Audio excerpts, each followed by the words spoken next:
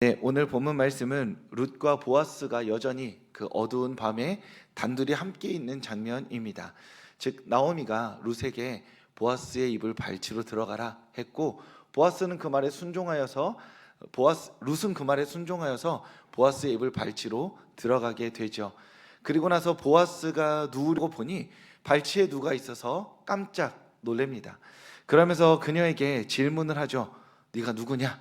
라고 말하자 보아스가 준비되었던 말을 시작합니다. 오늘 읽지는 않았지만 룻기 3장 9절 말씀인데요.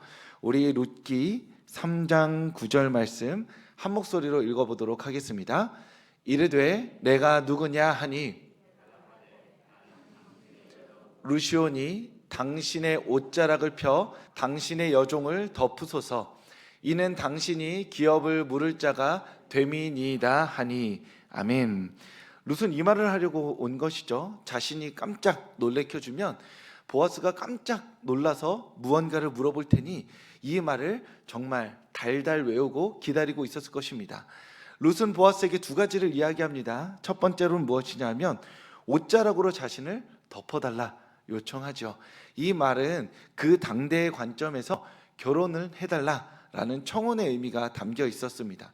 그러니까 당신의 너른 품으로, 옷자락이라는 것이 그냥 옷 이렇게 탈탈 털어서 이렇게 확 덮어주는 그런, 약간 우리나라 정서는 보쌈 같은 거잖아요. 이렇게 확 덮는 그런 거 말고 좀 이렇게 멋지고 낭만적으로 이렇게 우산 씌워주듯이 이렇게 옷자락으로 이렇게 딱 덮어주는 게 이제 결혼을 통해서 나를 좀 보호해 주세요, 당신의 힘과 능력으로 나를 좀 돌보아 주세요 하는 의미가 담겨 있는 것이었습니다. 그런데 룻이 이 말, 즉 옷자락으로 나를 덮어주세요라는 말은 사실 보아스가 먼저 룻에게 한 말씀이기도 합니다. 룻기 2장 12절에 보면 이렇게 나와 있습니다. 룻기 2장 12절에 보아스가 룻을 처음 만났을 때 이렇게 얘기하거든요. 이 말씀 다시 한번 읽어보도록 하겠습니다. 이스라엘의 하나님 여호와께서 그의 날개 아래에 보호를 받으러 온 내게 온전한 상 주시기를 원하노라. 아멘. 그러니까 지금 보아스가 자신의 밭에서 일하러 온 룻에게 무엇이라 말하냐면, 내가 널 보니까 하나님 여호와께서 그의 날개 아래 보호를 받으러 온 사람이구나 라고 이야기하고 있는 겁니다. 굉장히 낭만적이고 또 구약 성경적인 표현이죠. 하나님께서 그의 자녀들을 그 날개 아래 품으시는 분이신데, 너는 그렇게 그 하나님의 품 안에 안기기 위해서 온 이방인 그리고 여종으로서의 당신이구나 라고 이야기한 표현입니다. 그런데 이 말에는 또 하나의 어떤 슬픈 마음도 담겨 있습니다. 뭐냐 하면, 내가 룻을 보았는데 룻의 처지가 정말 비참한 거예요. 사실은 너무나 힘든 겁니다. 그러니까 다른 한편으로는 이렇게 얘기해 줄 수도 있겠죠. 네가 이렇게 젊은 나이에 열심히 일하는 것을 보니 너의 노력과 성실로 너는 성공할 수 있겠다라고 말해줄 수도 있는데, 룻과 나오미의 삶을 보니 보아스의 마음에 이런 마음이 드는 겁니다. 너의 삶이 하나님의 위로가 아니면 위로받기 참 힘들겠다라는 한켠의 마음도 있는 것이죠. 자력으로 갱생할 수 있는 삶이 아니라 하나님의 돌보심이 정말 필요한 삶이구나. 내가 너의 삶을 보니 안타까운 마음이 드는구나. 그래서 내가 온 마음을 다해 좋은 마음으로 축복한다.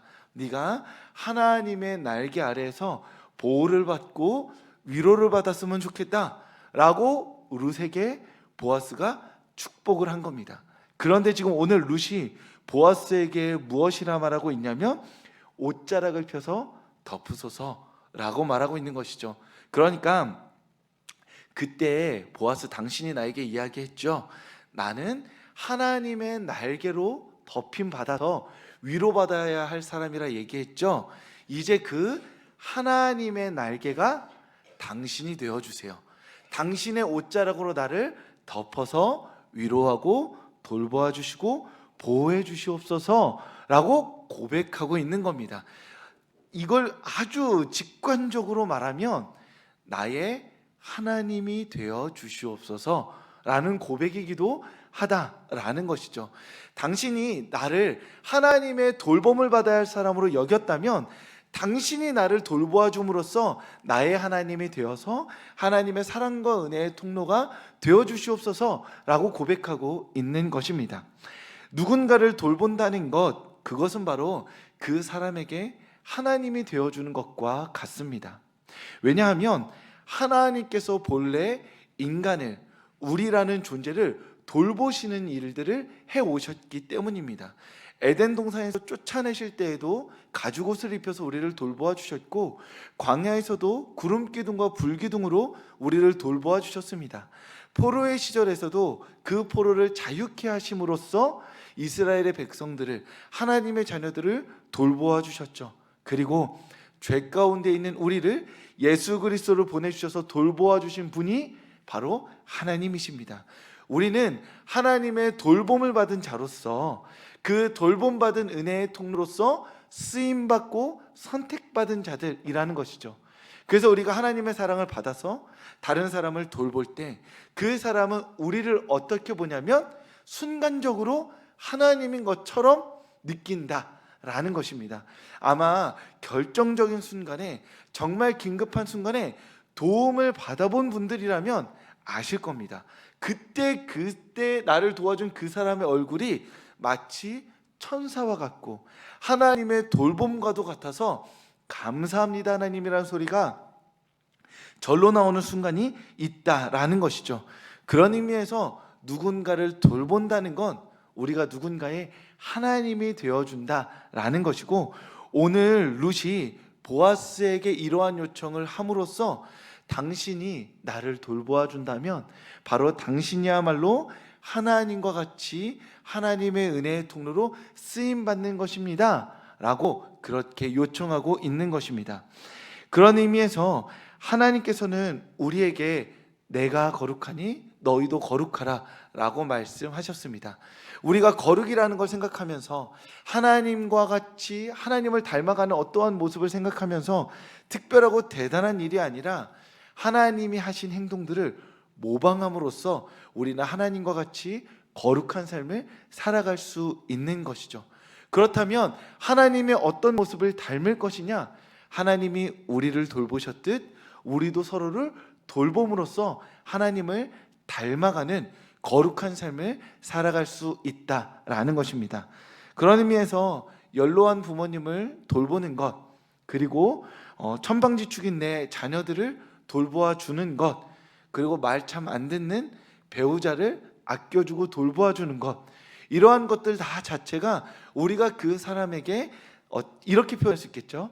작은 하나님이 되어서 그들에게 하나님의 은혜의 통로가 되어주는 삶이다 라고 말할 수 있는 것입니다. 가족뿐만이 아니라 우리 곁에 있는 사랑하는 사람들, 그리고 내 곁에서 나와 함께 살아가는 그 모든 사람들을 여러 모양으로, 모습으로 돌보아 주려고 할 때, 용서하고 용납해주고 아껴주고 친절을 베풀어 주려고 할 때 그 모습 자체가 바로 하나님을 닮아가는 모습, 거룩한 삶의 한 모습이라고 할 수 있다는 것이죠. 룻은 지금 보아스에게 그것을 요청하고 있는 것입니다. 나를 돌봄으로써 하나님을 닮아가세요 라고 말이죠.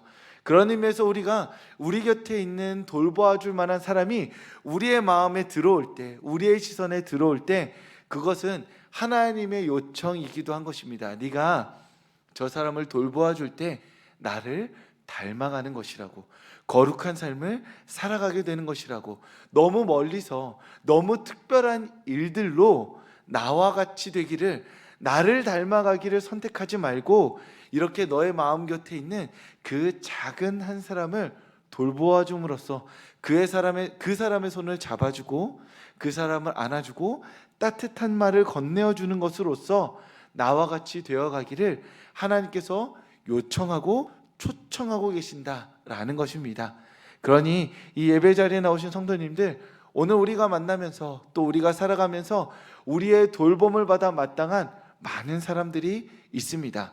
남편과 아내가 될 수도 있죠. 자녀들이 될 수도 있습니다. 우리 부모님이 될 수도 있고 함께 일하는 동료들이 될 수도 있습니다. 그 사람들을 돌보아 줌으로써, 아껴 줌으로써 하나님과 같이 하나님이 우리를 돌보아 주셨듯 우리도 그들을 돌보아 줌으로써 조금은 더 하나님의 은혜의 통로로 쓰임 받는 우리 성도님들 되실 수 있기를 주님의 이름으로 축복합니다. 룻은 보아스에게 이렇게 옷자락을 덮어달라는 청혼의 의미뿐만이 아니라 정말 근본적인 부탁 하나를 더합니다. 그것이 무엇이냐면 기업을 물러주세요 라는 것입니다. 이것은 반복해서 말씀드렸듯 대가 끊긴 집안이 대를 이어갈 수 있도록 자신의 모든 것을 들여 도와주는 겁니다. 그래서 이 일은 크게 두 가지로 이루어집니다. 첫째는 그 집안이 일단 대를 이어가려면 땅이 있어야겠죠.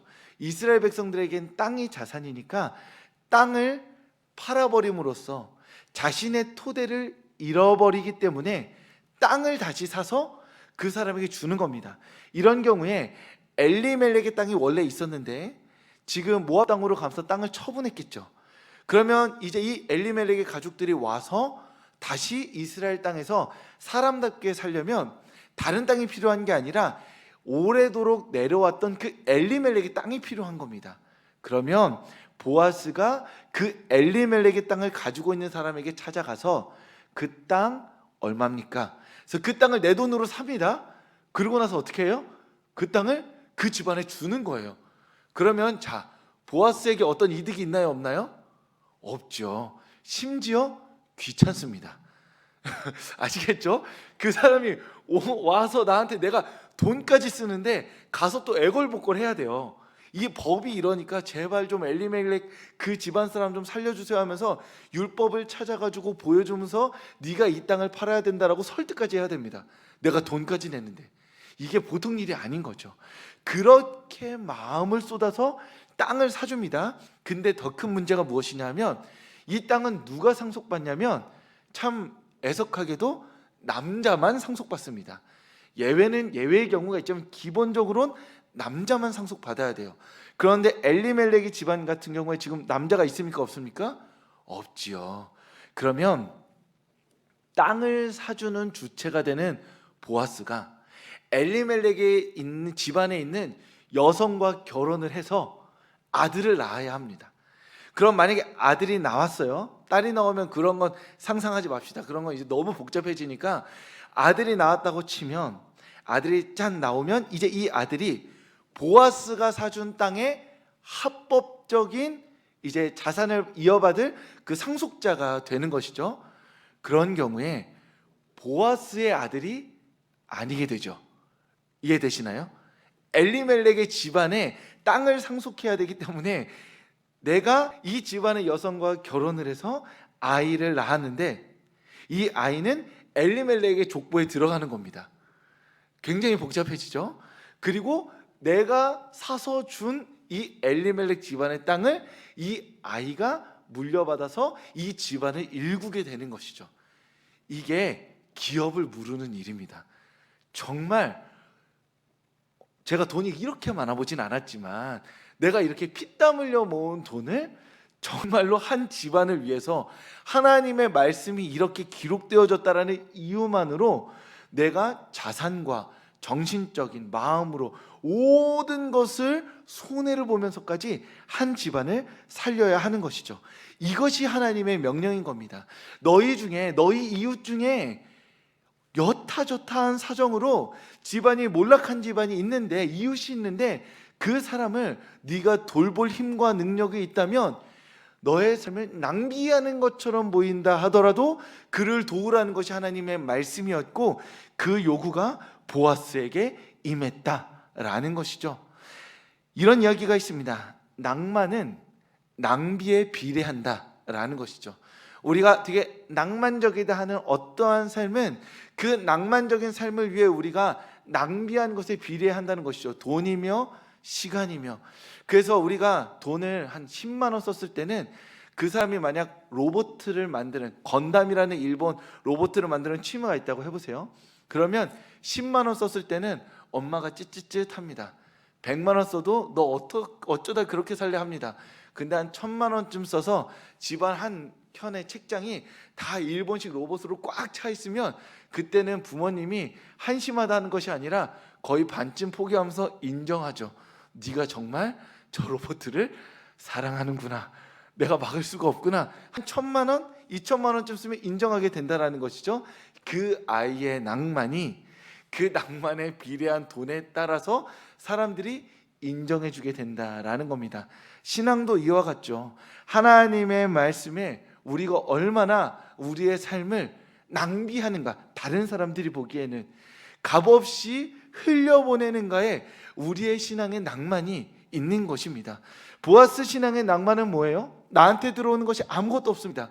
그런데 엘리멜렉의 땅을 사주고 룻과 결혼해 줌으로써 내가 이 큰 돈과 내 삶의 시간을 다 들여서도 내가 무엇을 가치 있게 여긴다는 게 드러나냐면 하나님의 말씀을 내 삶의 최우선 가치로 둔다는 것이 보아스의 선택으로 드러나게 된다는 것이죠. 보아스는 지금 엄밀히 말하면 룻을 돌보는 게 아닙니다. 나오미의 삶을 회복시켜주는 게 아니에요. 궁극적으로는 나에게 명령된 하나님, 그분을 향한 나의 충성을 자신의 시간과 삶과 돈으로 드러내 보여주고 있는 것입니다. 그래서 우리가 이 보아스의 삶을 보면서 보아스가 정말로 하나님을 사랑하는구나, 하나님의 말씀이 진심이구나, 충성을 다 바쳐서 자신의 재산과 시간과 삶을 바치고 있구나 라고 깨닫게 된다는 것이죠. 그리고 우리는 이 보아스의 삶을 보면서 우리의 삶을 다시 한번 반추하게 되는 겁니다. 내가 정말 하나님을 이만큼 사랑하는가, 충성되이 사랑하는가, 내가 주님께 드리는 이 삶을 아까워하지 않고 기꺼이 드리고 있는가 라고 우리는 주님께 우리의 삶을 묻고, 주님, 저도 보아스와 같이 제가 지금까지도 주님께 놀라운 헌신과 삶을 드렸지만 앞으로도 놀라운 헌신과 삶을 드리는 삶 살아가게 하여 주시옵소서, 그렇게 고백하게 된다라는 겁니다. 주님, 저 20년 동안 진짜 열심히 했어요. 이제 좀 쉴 때 되지 않았습니까? 라고 말씀하실 수도 있죠. 물론 수고하고 헌신하셨습니다. 하지만 보아스는 우리에게 다시 한번 도전하는 것이죠. 내가 어제까지 얼마만큼 주님께 드렸는지가 아니라 오늘 얼마만큼 드리는지로 주님을 향한 우리의 충성이 결정된다라고 말이죠. 그런 의미에서 우리는 끊임없이 날마다 주님께 우리의 삶을 드리고 바치기를 기뻐해야 하는 것이죠. 누군가가 보기에는 그것이 낭비라 한다 할지라도 낭비에 비례해서 우리의 신앙의 낭만이 결정된다면 우리는 우리의 삶 전부를 주님께 드리기를 아까워하지 않아야 한다라는 것입니다. 그런 의미에서 룻은 보아스에게 이 두 가지를 요청하였고, 보아스는 이것을 아멘으로 감당함으로써 자신의 삶을 드리기로 결단하게 된 것입니다. 보아스의 이 결정이 참으로 특별한 이유가 무엇이냐면 이 시대가 사사의 시대였기 때문이죠. 사사의 시대에 오직 자신의 이기심과 욕망으로 자신의 소견에 옳은 대로 살아가던 그 시대에 보아스는 과감하게 하나님의 말씀을 따라서 자신의 삶을 주님께 드리기로 결단했다라는 겁니다. 천연기념물 같은 믿음을 보여주었기 때문에 룻기의 이야기가 오늘 우리에게 성경 말씀으로 전해져 오고 있는 것이죠. 사사기 시대, 누구도 하나님에게 자신의 삶을 낭비하려 하지 않는 그 시대에 보아스는 자신의 삶을 기꺼이 낭비함으로써 하나님을 향한 자신의 충성을 보이기로 결정하였습니다. 룻은 용기 있게 그 믿음을 요청함으로써 보아스에게 하나님의 충성을 이끌어낸 사람이 되었던 것이죠. 룻의 용기와 보아스의 결단이 아름다운 믿음의 모습을 보여주게 된 것입니다. 그런 의미에서 우리는 우리의 시대의 삶을 다시 한번 돌아보게 됩니다. 이 시대는 우리에게 하나님과 같이 하나님의 구원의 은혜의 통로로 쓰임받기를 요청하지만 동시에 그러한 삶을 살아가는 것이 정말 값진 것인지 묻는 시대입니다. 사사시대와 같은 것이죠. 이 세상 사람들 다 계산 빠삭하고 하나님께 나오는 이 시간과 하나님께 드리는 우리의 재물, 헌금과 우리의 삶의 모든 것들을 따박따박 계산해서 하나님께 그거에 합당한 복을 받기를 요구하는 세상입니다. 그런 의미에서 이 시대는 예수 믿기가 굉장히 힘든 시기이죠. 예수님을 믿는 삶이 편했던 적이 있나 싶지만 지금처럼 어려웠던 적이 또 있나 되묻게 됩니다. 예수님을 믿는 것, 그것이 바로 이 세상에서는 마치 쓸모없는 삶과 같고 어리석은 삶과 같으며, 왜 아직까지도 침몰하는 배에서 뛰어내리지 않았느냐 하는 세상의 질타를 받고 있는 것이 우리 믿음의 모습입니다. 우리는 이 세상에서 다시 한 번 더 그리스도인으로 살아가기로 결단해야 하는 것이죠. 나 혼자 내 마음으로 결단하는 것뿐만이 아니라 우리가 살아가는 주변의 많은 사람들에게도 우리의 결단을 고백해야 합니다. 나는 그리스도인이라고, 그리스도인이기에 하나님께 나의 시간과 재물을 드린다고, 그렇게 하나님께 나의 삶을 쏟아냄으로써 하나님을 영화롭게 하는 삶을 사는 것이 내 삶의 최고의 가치고 내 삶의 최고의 아름다움이라고 그렇게 고백할 수 있어야 하는 것이죠. 세상이 보기에는 우리의 그 고백이 아무것도 아닌 것 같지만 우리 작은 고백들이 하나하나 모여서 그 고백으로 말미암아 이 세상 가운데 하나님께서 영광 받으실 줄 믿습니다.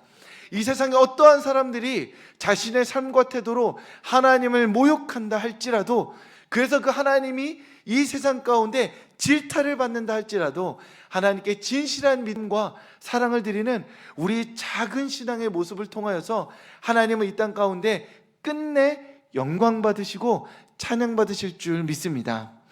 한 이야기가 있습니다. 2017년에 지구에 소행성 충돌 위기가 있었다고 합니다. 혹시 아시나요? 모르시겠죠. 왜 모르냐면 미국 하와이에서 관측했기 때문입니다. 영어로 나와서 우리가 몰랐던 거예요. 영어를 아시면 아실 수도 있었는데 영어로 나왔습니다. 그래서 이렇게 살짝 비껴갔어요. 근데 정말로 부딪힐 거였으면 사실 우리가 많이 알게 됐겠죠. 이러한 일들이 종종 있다고 합니다. 그래서 지금 지구에 닿아서 충돌해서 이 지구가 위기를 겪을 그 행성들이, 소행성이 한 150개가 주변에 있다라고 합니다. 그 중에 하나가 스쳐 이제 우리 이 지구를 지나쳐 갔고 나머지 150여 개의 위기가 우리 지구에 놓여 있다라는 게 과학자들의 관측 결과입니다. 그렇다고 해서 뭐 당장 지구 멸망을 한다가 아니라 과학자들은 보니까 까딱하면 혹시 모르는데 하는 게 150개쯤 있다는 거예요. 그러면서 과학자들은 생각하죠. 이걸 어떻게 없앨 수 있는가? 그래서 혹시나 우리한테 오면 어떻게 처리할 수 있는가? 그래서 과학자들의 첫 번째 방법은 무엇이냐면 우리 영화에서 많이 보는 거 있죠? 핵폭탄입니다. 폭탄을 쏘서 터뜨리는 거예요. 가장 쉬운데 이게 문제가 뭐냐면 그 소행성이 크면 클수록 파편 때문에 자칫하면 전 세계가 한 번에 이렇게 폭탄처럼 파파파팡 무너질 수 있어서 이게 계산하기가 쉽지 않아 선택하기가 어렵습니다. 또 다른 방법이 있는데 우주선을 보내는 거래요. 저는 이게 처음 알았는데 소행성이 오면 큰 우주선을 보냅니다. 그래서 그 소행성에 부착해서 연료를 써가지고 그 궤도를 바꾸는 거예요. 이런 방법도 있다고 합니다. 근데 이 방법은 문제가 뭐냐면 행성이 크면 클수록, 소행성이 크면 클수록 우주선이 커져야 되니까 우리가 만들 수 있는 이 한계가 있다라는 것이죠. 그래서 이 과학자들이 이런 걸 좋아해요. 과학자들은 유엔에서 지원하는 어떤 프로그램이 있는데 소행성 움직이기 프로젝트가 있다고 합니다. 대회가 있어요. 전 세계의 과학자들, 유망주들한테 어떻게 하면 소행성이 올 때 이것을 피할 수 있느냐라는 거라는 거예요. 그래서 거기에 2012년에 우승자인 백승욱 씨가 있습니다. 한국 사람이라서 유명해졌어요. 우리 입장에서는. 이 사람이 소행성 올 때 어떻게 피할 수 있는가라고 했을 때 낸 아이디어, 우승한 아이디어가 뭐냐면 흰색 페인트를 뿌리자 였습니다. 어떠세요? 감이 오세요? 한국의 이 땅에서 이 우주에서 이 소행성이 오면 거기에 흰색 큰 페인트를 확 뿌리자는 거예요. 그 오는 곳에. 이게 과학적인 어떤 사고 실험인 거죠. 그렇게 되면 어떻게 되냐면 흰색 페인트가 태양을 반사한대요. 저도 과학을 잘 모릅니다. 그러면 소행성에 흰색 페인트를 확 뿌리면 그 우주 공간에서는 흰색 그 페인트가 묻은 그 소행성이 태양빛을 이렇게 정면으로 바로 받아서 반사하면서 그 에너지, 태양이 밀어내는 에너지를 흰색 페인트가 그대로 반사한다고 해요. 그래서 궤도가 이렇게 바뀌어서 지구에 충돌하지 않고 비껴나갈 수 있다라고 과학적으로는 맞다고 합니다. 물론 여기에다가 따져 물으면 흰색 페인트를 어디다 실어 보내냐 뭐 이렇게 물을 수도 있겠지만, 과학적인 사고 실험으로는 이 소행성이 닥쳐오는 지구 멸망의 위기에 흰색 페인트라면 충분하다라는 거예요. 과학적으로는요. 그런 의미에서 우리가 앞서 말씀드렸듯이 우리가 누군가에게 이 그리스도인으로서 거대하고 특별하고 대단한 이야기들로 뜨겁게 기도하고 세상을 바꿀 것처럼 우리 뭐 천만 기독교인 이런 거 이야기할 필요가 사실은 없다라는 것이죠. 우리가 하는 건 흰색 페인트처럼 어찌 보면 우스워 보이고 작아 보이고 별거 아닌 것처럼 보이지만, 결국 우리가 서로가 서로에게 작은 하나님이 되어 주셔서 그 사람의 손을 잡고 안아주고 그 사람을 위해 기도해주는, 우리 서로 앉아있는 이 서로 사이의 사랑을 베풀어 주는 것만으로도 우리는 이 땅 가운데 하나님을 충분히 영화롭게 할 수 있고, 이 세상 가운데 퇴색되어져 가는 하나님의 이름을, 예수 그리스도의 이름을 충분히 높일 수 있다라는 것입니다. 그런 의미에서 이 수요예배 오신 성도님들, 다른 어떠한 큰 기도 제목들로 뜨거운 마음으로 대단한 일들을 꿈꾸는 게 아니라, 하나님, 흰색 페인트 한 통같이 저를 통하여서, 제가 사랑하는 한 사람을 통하여서, 제가 돌보아 주기로 결단한 나와 이 사람의 관계를 통하여서 하나님 영광 받아 주시고, 우리 구역을 변화시켜 주시고, 우리 서울교회 변화시켜 주시고, 이 세상을 변화시켜 주시옵소서. 그렇게 나로부터 시작될 하나님의 큰 변화를 꿈꾸며 기도하는 우리 성도님들 되실 수 있기를 주님의 이름으로 축복합니다.